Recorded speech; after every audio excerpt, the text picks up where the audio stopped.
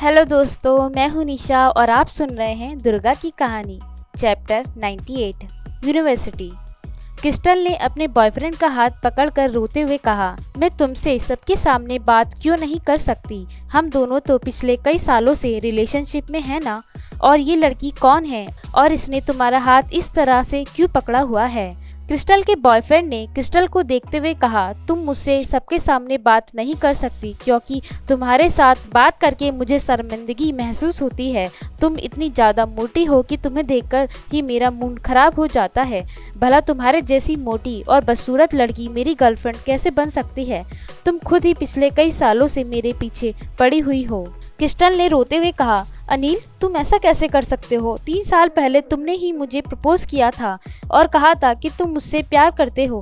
पिछले 3 साल में मैंने तुम्हारे लिए क्या कुछ नहीं किया? पिछले 3 साल में मैंने हमेशा तुम्हारी पढ़ाई में तुम्हारी मदद की, तुम्हारे असाइनमेंट बनाए, तुम्हारे लिए खाना बनाया, तुम्हारे बीमार होने पर नौकरों की तरह सेवा की और ध्यान रखा, और यहाँ तक कि मेरे घर से मेरे खर्चे के लिए मिलने वाले पैसे तक मैंने तुम्हें दिए। इन सब के बदले में तुम मुझसे झूठ बोलते रहे। तुम मेरे ही पैसों का इस्तेमाल करके दूसरी लड़कियों को पटाने के लिए उन्हें घुमा फिरा रहे हो। अपनी इमेज खराब होने के डर से अनिल ने क्रिस्टल को धक्का देते हुए कहा, बकवास बंद करो क्रिस्टल, मैंने कभी तुम्हारे पैसे खर्च नहीं किए। तुम जैसी लड़की को कोई भी लड़का पसंद नहीं कर सकता। ये सब देखकर दुर्गा को बहुत गुस्सा आया और उसने अपने मन में कहा, कोई भी इंसान इतना बेशर्म कैसे हो सकता है? आज मैं तुम्हें सबक सिखा के रहूंगी। तुम्हारी ये गलतफहमी मैं दूर कर दूंगी कि तुम जब चाहो जब किसी भी लड़की को परेशान कर सकते हो। दुर्गा ये सब सोच ही रही थी कि तभी अमित ने क्रिस्टल के कंधे पर हाथ रखकर कहा, ये किसने कहा कि कोई भी इसे पसंद नहीं करेगा? मुझे तो लगता है कि क्रिस्टल बहुत क्यूट है। ये सुनकर क्रिस्टल काफ़ी हैरान थी। अमित ने अपने गार्ड्स को बुलाकर कहा, यहाँ आओ और इस घटिया इंसान को यहाँ से लेकर जाओ। अमित के कहने पर उसके गार्ड्स आगे आए और अनिल को जबरदस्ती घसीट के वहाँ से ले जाने लगे। अनिल चिल्लाते हुए बोला, तुम लोग क्या चाहते हो मुझसे? मुझे कहाँ लेकर जा रहे हो? छोड़ो मुझे। तुम लोग जो कर रहे हो उसका अंजाम अच्छा नहीं होगा। अनिल इसी तरह चिल्लाता रहा, लेकिन अमित के गार्ड्स ने उसकी एक भी नहीं सुनी और वहां से जबरदस्ती खींचकर ले गए। कुछ देर बाद एक खाली क्लासरूम। क्रिस्टल ने गिलास में से ड्रिंक पी के उस गिलास को डेस्क पर जोर से रखते हुए कहा, उसकी हिम्मत भी कैसे हुई ये सब कहने की? आखिरकार मोटी लड़कियों को गर्लफ्रेंड बनाने में प्रॉब्लम ही क्या होती है और मोटा होने से बुराई क्या है? अरे यार, जो समय और पैसा आप एक पतली लड़की पर बर्बाद करते हो वो आप एक मोटी लड़की पर भी कर सकते हो। ऐसा कहाँ लिखा है कि मोटी लड़कियों को गर्लफ्रेंड नहीं बनाया जा सकता? उसे ये भी नहीं पता कि हम मोटी लड़कियां इन पतली दुबली लड़कियों से ज्यादा इंटरेस्टिंग होती हैं। दुर्गा ने मुस्कुराकर क्रिस्टल को समझाते हुए कहा, जाने दो क्रिस्टल, भूल जाओ उसे। ये तो सोचो कि कम से कम तुम्हें ये तो पता चल गया कि वो लड़का तुम्हारे लायक ही नहीं था। तुम उस लड़के से बेहतर लड़का डिजर्व करती हो। दुर्गा ने अपने मन में सोचा, कहते हैं कि प्यार में मिला धोखा इंसान को मजबूत और समझदार बना देता है। धोखा इंसान को बदल के रख देता है, लेकिन क्रिस्टल के केस में तो ऐसा नहीं लगता। क्रिस्टल के केस में तो ऐसा लग रहा है जैसे वो बदली नहीं है बल्कि उसका पुनर्जन्म हो चुका है। क्रिस्टल ने कहा, मैं अब से खुद को चेंज करूंगी। मैं अब अनिल से भी बेहतर लड़का अपने लिए ढूंढ कर दिखाऊंगी। मैं अब अपना वेट लूज करने पर भी पूरा फोकस करूंगी। मैं दिखा दूंगी उसे कि मैं सबसे बेस्ट हूँ और मुझे धोखा देकर उसने बहुत बड़ी गलती की है। दुर्गा ने क्रिस्टल के कंधों पर हाथ रखकर मुस्कुराकर कहा, क्रिस्टल डोंट वरी, मेरी ब्यूटी ड्रिंक पीने के कुछ ही समय बाद तुम्हें अपने अंदर बदलाव महसूस होने लगेगा। क्रिस्टल ने दुर्गा को देखकर घबराते हुए कहा, तुम्हारा मतलब क्या है दुर्गा? दुर्गा ने खाली क्लासरूम में रखी हुई 8 से 10 स्पेशल ब्यूटी ड्रिंक की बोतलों की तरफ इशारा करते हुए हंसते हुए कहा, तुमने अभी अभी जो ड्रिंक पिया है ना, वो मेरा बनाया हुआ स्पेशल ब्यूटी ड्रिंक है। ये सुनकर चक्कर खाते हुए क्रिस्टल ने वहीं एक कुर्सी पर गिरते हुए कहा, दुर्गा हम दोनों तो क्लासमेट होने के साथ साथ रूममेट्स भी हैं ना, तो फिर तुम क्यों मेरी जान लेना चाहती हो? ये कहकर क्रिस्टल ने वहीं डेस्क पर सर रखा और सो गई। दुर्गा मुस्कुराकर क्रिस्टल को देख रही थी। तभी अमित ने उस क्लासरूम में आते हुए कहा, सो क्यूट। अमित को देखकर दुर्गा के चेहरे के एक्सप्रेशन बदल गए और उसने बहुत सीरियस लुक के साथ अमित को देखते हुए कहा, अमित देखो, आज भले ही तुमने क्रिस्टल की मदद की है उस घटिया अनिल से उसे बचाने में, लेकिन मैं एक बात तुम्हें अच्छे से समझा देना चाहती हूँ कि जब तक कोई इमरजेंसी ना हो तब तक तुम क्रिस्टल से दूर ही रहोगे। मैं नहीं चाहती कि तुम उसके आसपास भी आओ। अमित ने थोड़ा हैरानी से पूछा, तुम्हारा मतलब क्या है दुर्गा? दुर्गा ने गुस्से भरी और डरावनी नजरों से अमित को घूरते हुए कहा, मेरा पॉइंट बहुत क्लियर है। क्रिस्टल उन एक्ट्रेस की तरह नहीं है जिनके साथ आए दिन तुम्हारे गॉसिप सुनने को मिलती है। क्रिस्टल उन लड़कियों से बहुत अलग है। क्रिस्टल बहुत भोली और मासूम लड़की है। अगर तुमने क्रिस्टल के साथ कुछ भी गलत किया या फिर जरा भी नुकसान पहुंचाया तो उसके बाद मैं जो तुम्हारे साथ करूंगी उसके लिए मुझे दोष मत देना। दुर्गा ने अपने हाथों की उंगलियां चटका के पंच बनाते हुए डरावनी नजरों से अमित को घूरते हुए कहा, क्या तुम जानते हो कि अगर तुम क्रिस्टल के करीब आए और तुम्हारे वजह से कॉलेज की लड़कियों ने क्रिस्टल को परेशान किया तो मैं तुम्हारे साथ क्या करूंगी? अमित ने डरते हुए कहा, मैं जानता हूँ, अच्छे से जानता हूँ। अमित ने अपने मन में सोचा, दुर्गा और शिवाय वाकई एक दूसरे के लिए परफेक्ट है। आखिरकार दोनों ही इतने डरावने जो हैं, परफेक्ट कपल बन सकते हैं ये। चैप्टर 99 शिवाय का नाटक। अमित शिवाय और दुर्गा के बारे में सोच रहा था कि तभी उसके गार्ड्स वहां आते हुए बोले, बॉस भागिए, पूजा मैडम यहाँ आ रही हैं। ये सुनकर अमित एकदम से घबरा गया और इधर उधर भागने की जगह ढूंढने लगा। उसे क्लासरूम में एक बड़ी सी खिड़की नजर आई। वो खिड़की की तरफ भागते हुए बोला, देखो यहाँ पर एक लड़की आ रही है जिससे मैं बिल्कुल भी मिलना नहीं चाहता, इसलिए मुझे यहाँ से निकलना होगा। बाय। और हाँ शिवाय बहुत जल्दी यहाँ आने वाला है, तुम चीफ गेस्ट वाले रूम में जाकर उससे मिल लेना। ये कहकर अमित खिड़की से भाग गया और दुर्गा ये देखकर हैरान रह गई। तभी एक लड़की गुस्से में दरवाजे पर आकर बोली, अमित राय तुम यहीं हो ना, जल्दी बाहर निकलो। दुर्गा ने इस लड़की को देखते ही पहचान लिया क्योंकि यह एक्ट्रेस पूजा थी जिसे दुर्गा ने कई बार टीवी पर देखा था। पूजा ने एक नीले रंग की वन साइड से ऑफ शोल्डर फ्रॉक पहन रखी थी। पूजा क्लासरूम के अंदर जाकर अपने हाथ से अपनी हवा करते हुए गुस्से में बोली, वो फिर से भाग गया ना? ये लड़का भागने में तो नंबर 1 है। उफ़ो, ये यूनिवर्सिटी कितनी बेकार है। इतनी गर्मी में भी इन्होंने एयर कंडीशनर तक ऑन नहीं किया है। यहाँ आकर तो प्यास भी लगने लगी है। पूजा की ये बात सुनकर दुर्गा ने अपनी स्पेशल ब्यूटी ड्रिंक की बोतल उसकी तरफ बढ़ाते हुए कहा, ये पी लो, इससे तुम्हारी प्यास बुझ जाएगी। पूजा ने दुर्गा के हाथ से झटके से वो बोतल ली और उसके अंदर की ड्रिंक पीने लगी। ये देखकर दुर्गा ने अपनी खुशी छुपाते हुए धीरे से कहा, यहाँ आने के लिए बहुत बहुत शुक्रिया। पूजा इस बोतल की ड्रिंक पीते हुए वहाँ से बाहर निकलते हुए गुस्से में बड़बड़ाने लगी, अमित राय तुम कब तक छुपोगे मुझसे? एक ना एक दिन तुम्हें मेरा प्यार एक्सेप्ट करना ही पड़ेगा। जिस दिन मैंने तुम्हें पकड़ लिया ना, उस दिन मैं तुम्हारी जान ले लूंगी। पीछे से दुर्गा ने कहा, अगर ड्रिंक अच्छी लगे तो दोबारा आना। कुछ देर बाद चीफ गेस्ट का रूम। शिवाय रूम में अकेला बैठा हुआ एक मैगजीन पढ़ रहा था। तभी दुर्गा वहां आते हुए बोली, शिवाय तुम मुझसे मिलना चाहते थे? जल्दी बताओ क्या काम है, क्योंकि कुछ दिन में मेरा स्पोर्ट्स शो है, मुझे उसके लिए प्रैक्टिस करनी है। शिवाय ने देखा कि दुर्गा ने जो ड्रेस पहनी थी वो बहुत रिलीविंग थी। दुर्गा ने एक येलो कलर का छोटा सा क्रॉप टॉप और नीचे एक येलो कलर की छोटी सी स्कर्ट पहन रखी थी और पैरों में लॉन्ग बूट्स पहन रखे थे। इसमें दुर्गा की टांगे और कमर साफ साफ नजर आ रही थी। ये देखकर शिवाय ने गुस्से भरी नजरों से कहा, दुर्गा क्या तुम इस तरह के कपड़े पहनकर बाहर जाने वाली हो? दुर्गा ने मुस्कुराकर कहा, हाँ कुछ दिनों में यूनिवर्सिटी के स्पोर्ट्स की इस साल की ओपनिंग सेरेमनी होने वाली है और मैं इस सेरेमनी में अपनी क्लास की रिप्रेजेंटेटिव के तौर पर अटेंड करने वाली हूँ। शिवाय ने गुस्से में कहा, मतलब तुम दूसरे आदमियों के सामने इस तरह के कपड़े पहनकर जाने वाली हो? दुर्गा ने गुस्से में कहा, शिवाय स्पोर्ट्स शो बंद कपड़ों में तो नहीं हो सकता ना, मुझे अपने स्पोर्ट्स शो और क्लास के लिए ये करना पड़ेगा। शिवाय ने मैगजीन बंद करके रखते हुए कहा, मुझे ये मंजूर नहीं है। शिवाय ने दुर्गा को पकड़कर एक दीवार से उल्टा लगा दिया। दुर्गा का चेहरा दीवार की तरफ था और शिवाय का चेहरा दुर्गा की पीठ पर।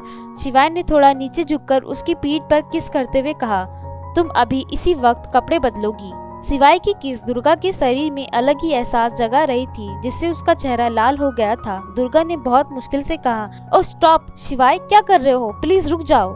शिवाय ने दुर्गा के शरीर पर न सिर्फ जगह जगह पर किस किए थे बल्कि उसके शरीर पर लव बाइट के निशान भी बना दिए थे जो साफ साफ नजर आ रहे थे। शिवाय ने दुर्गा के कंधे पर किस करते हुए कहा, दुर्गा क्या तुम अभी भी इस तरह के कपड़ों में बाहर जाने की हिम्मत रखती हो?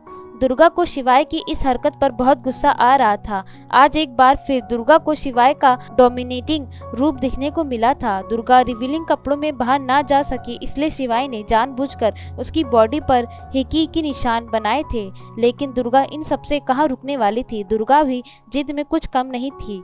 दुर्गा ने शिवाय को खुद से दूर किया और अपने बैग से कंसीलर निकाल कर मेकअप करते हुए बोली, ये सिर्फ कुछ हिकी तो है, कंसीलर से इन सबको कवर अप कर सकती हूँ। आज की टेक्नोलॉजी दुनिया की 99 प्रॉब्लम्स को सॉल्व कर सकती है।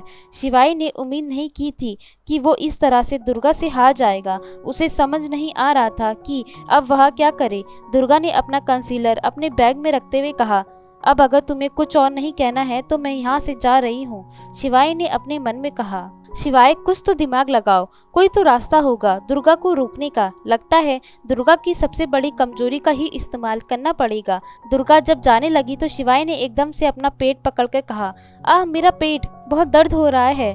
शिवाय ने अपने मन में सोचा, दुर्गा की सबसे बड़ी कमजोरी उसके पेशेंट है। वह कभी अपने किसी भी पेशेंट को दर्द में अकेला नहीं छोड़ सकती। शिवाय की ऐसी आवाज सुनकर दुर्गा रुक गई। शिवाय को यकीन हो गया था कि अब दुर्गा नहीं जाएगी, लेकिन उसे नहीं पता था कि दुर्गा को बेवकूफ बनाना इतना आसान नहीं है। दुर्गा ने अपना फोन निकाला और किसी को फोन करके बोली, हेलो विशाल, कहाँ हो तुम? जल्दी आओ, यहाँ तुम्हारे बॉस के पेट में बहुत दर्द हो रहा है। यहाँ आकर उनका ध्यान रखो या उन्हें किसी अस्पताल लेकर जाओ। वैसे चिंता वाली कोई ज्यादा बड़ी बात नहीं है, मामूली सा पेट दर्द ही तो है, वो उससे मरेगा नहीं। मैं तुम्हें एक इंजेक्शन दे देती हूँ, इसमें 1 मिनट भी नहीं लगेगा। तब तक तुम आ जाओ और आते हुए अपने बॉस के लिए कुछ खाने को जरूर लेते आना। चीफ गेस्ट वाले रूम में आ जाओ। चैप्टर 100। शिवाय ने दुर्गा को पीछे से पकड़ा और उसका फोन लेकर कॉल कट करते हुए कहा, क्या तुम मेरे साथ कुछ देर रुक नहीं सकती हो? क्या ये स्पोर्ट्स शो तुम्हारे लिए एक पेशेंट से भी ज्यादा इम्पोर्टेंट है? अगर तुम मेरे साथ रहोगी तो मैं जल्दी रिकवर कर पाऊंगा। एक तरफ दुर्गा की अपनी खुशी थी और दूसरी तरफ एक डॉक्टर के असूल। दुर्गा कुछ भी छोड़ सकती थी पर एक डॉक्टर की असूल नहीं, इसलिए मजबूरन दुर्गा को शिवाय को ही चुनना पड़ा। कुछ देर बाद यूनिवर्सिटी के बाहर दुर्गा ने शिवाय की एक रिक्वेस्ट पर अपने कपड़े बदल लिए थे। वो दोनों यूनिवर्सिटी से बाहर सड़क पर निकल आए थे। दुर्गा ने शिवाय से कहा, तुमने सुबह का नाश्ता किया भी है या नहीं? शिवाय ने नाम में सर हिला दिया तो दुर्गा ने कहा, क्या लेकिन क्यों? लंच का टाइम हो गया है और तुमने अभी तक ब्रेकफास्ट भी नहीं किया। शिवाय ने मुस्कुरा के कहा, क्योंकि एक सीईओ को बहुत सारे पेपर वर्क से डील करना होता है, ये कोई आसान काम नहीं है। दुर्गा ने मुस्कुरा के कहा, ठीक है तो फिर आज हम दोनों साथ में लंच करेंगे। तुम जैसे ही कुछ खाओगे तो बिल्कुल ठीक हो जाओगे। ये बात सुनकर शिवाय मुस्कुरा दिया। वो दोनों एक रेस्टोरेंट के बाहर पहुंचे। रेस्टोरेंट में इतनी भीड़ थी कि बाहर लोगों ने लाइन लगा रखी थी। दुर्गा ने रेस्टोरेंट की तरफ इशारा करके कहा, मुझे इस रेस्टोरेंट का खाना बहुत पसंद है, लेकिन वहाँ लाइन बहुत लंबी है। तुम्हारी तबीयत अभी ठीक नहीं है तो तुम्हें इतना ज्यादा लंबा इंतजार करना भी ठीक नहीं रहेगा, इसलिए चलो किसी और रेस्टोरेंट में चलते हैं। शिवाय ने पूछा, क्या तुम्हें यहाँ का खाना वाकई पसंद है? दुर्गा ने हाँ में सर हिला के कहा, आधे घंटे बाद शिवाय और दुर्गा रेस्टोरेंट के अंदर बैठे थे। रेस्टोरेंट का मैनेजर उन दोनों के सामने खड़ा था। रेस्टोरेंट के मैनेजर ने कुछ पेपर्स दुर्गा की तरफ बढ़ाते हुए कहा, मैम आप इन पेपर्स पर अपने सिग्नेचर कर दीजिए, इसके बाद ये रेस्टोरेंट आपका हो जाएगा, फिर आपको कभी भी लाइन में नहीं लगना पड़ेगा। दुर्गा ने अपने बगल में बैठे शिवाय को देखते हुए हैरानी से अपने मन में सोचा, शिवाय तुम्हें ये सब करने की क्या जरूरत थी? सिर्फ एक लंच की ही तो बात थी, हमें लाइन में ना लगने पड़े इसलिए तुमने पूरा रेस्टोरेंट खरीद लिया। लगता है कि ये सच है कि ये आदमी कभी किसी लड़की के साथ रिलेशनशिप में नहीं आया है, लेकिन आज ये पहली बार है जब हम दोनों साथ में खाना खाने आए हैं। ये फीलिंग बहुत अजीब है, ऐसा लग रहा है जैसे हम किसी पहली डेट पर आए हैं। दुर्गा, ये क्या सोच रही हो तुम? ये डेट के बारे में सोचने का समय नहीं है, बल्कि शिवाय के पेट दर्द को ठीक करने का समय है। दुर्गा ने एक दूध का पैकेट शिवाय की तरफ बढ़ाते हुए शिवाय से कहा, शिवाय आगे से तुम चाहे जितने भी बिजी हो जाओ, पर तुम्हें अपना ध्यान रखना होगा। काम की वजह से तुम खुद को नहीं भूल सकते हो। शिवाय, मैं भी तो बहुत बिजी रहती हूँ, अपनी डॉक्टर को इतना भी परेशान मत करो। शिवाय ने मुस्कुराकर हाँ में सर हिला दिया। कुछ देर बाद शिवाय और दुर्गा लंच करके रेस्टोरेंट से बाहर आ गए थे। शिवाय ने दुर्गा का हाथ पकड़ा और कहा, हाथ दो अपना, मैं तुम्हारे लिए कुछ लेके आया हूँ। ये कहते हुए शिवाय ने दुर्गा के हाथ में एक ब्रेसलेट पहना दिया। दुर्गा ने कहा, शिवाय ये क्या कर रहे हो, ये क्या पहना दिया है मुझे? शिवाय ने कहा, ये कोई मामूली ब्रेसलेट नहीं है, इसके अंदर एक चिप और एक डिवाइस है जिससे मुझे तुम्हारे बॉडी टेम्परेचर और लोकेशन का पता चलता रहेगा, मैं चाहे जहाँ भी रहूँ। पर इसकी मदद से मुझे तुम्हारी फिजिकल कंडीशन और लोकेशन का पता चल जाएगा। ये तुम्हें हर खतरे से दूर रखने में मेरी मदद करेगा। दुर्गा ने उस ब्रेसलेट को खोलते हुए कहा, शिवाय मुझे इसकी कोई ज़रूरत नहीं है, मुझे आदत नहीं है कि मुझे कोई प्रोटेक्ट करे। आज तक किसी ने मुझे प्रोटेक्ट नहीं किया है और न ही मुझे कभी प्रोटेक्शन की जरूरत पड़ी है, इसे वापस ले लो तुम। शिवाय ने दुर्गा का हाथ पकड़कर कहा, तुम्हें जरूरत नहीं होगी पर मुझे है, मुझे किसी काम से कुछ दिनों के लिए शहर से बाहर जाना है।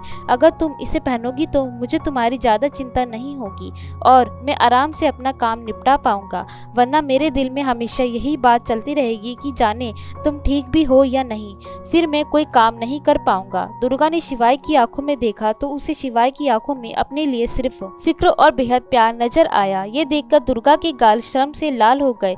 दुर्गा ने नजरें फेरते हुए कहा, ऑल राइट, मैं पहन लूंगी इसको। दुर्गा ने अपने मन में कहा, वैसे भी मैं एक बार पहले मर चुकी हूँ और मुझे अपनी ये जिंदगी बहुत प्यारी है। अगर मुझे अपनी जिंदगी के लिए कोई फ्री का और भरोसेमंद प्रोटेक्शन मिलता है तो ये आइडिया इतना बुरा भी नहीं है। शिवाय ने कहा, अब दोबारा इसे कभी मत उतारना, वैसे भी ये वाटरप्रूफ है तो तुम्हें नहाते हुए भी इसे उतारने की जरूरत नहीं पड़ेगी। अगले दिन एक अनजान घर, ये घर एक जंगल जैसे एरिया में था जो कि शहर से काफ़ी दूर था। आसपास बिल्कुल सुनसान था। शिवाय इस घर की लॉबी में खड़ा हुआ कुछ पेपर्स देख रहा था। शिवाय के सामने देवा एक फाइल लेकर खड़ा था। शिवाय ने पेपर्स देखते हुए कहा, वेल, तो क्या तुम श्योर हो कि यही वो घर है जहाँ 22 साल पहले उन्होंने एक बेटे को जन्म दिया था? देवा ने कहा, हाँ सर, हमारी छानबीन के दौरान हमें यह पता चला कि मैडम ने 22 साल पहले अपने बेटे को जन्म देने के बाद यहाँ जरा भी रेस्ट नहीं किया। वो अपने बेटे को लेकर यहाँ से तुरंत चली गई। मैडम यहाँ से कहाँ गई? जब हमने इस बारे में इन्वेस्टिगेशन की तो हमें पता चला कि एक प्राइवेट प्लेन के जरिए वो लंदन चली गई। लंदन में कुछ दिन रुकी, फिर वहाँ से कहीं और चली गई, लेकिन लंदन के बाद वो कहाँ गई इस बारे में हमें कुछ नहीं पता चला।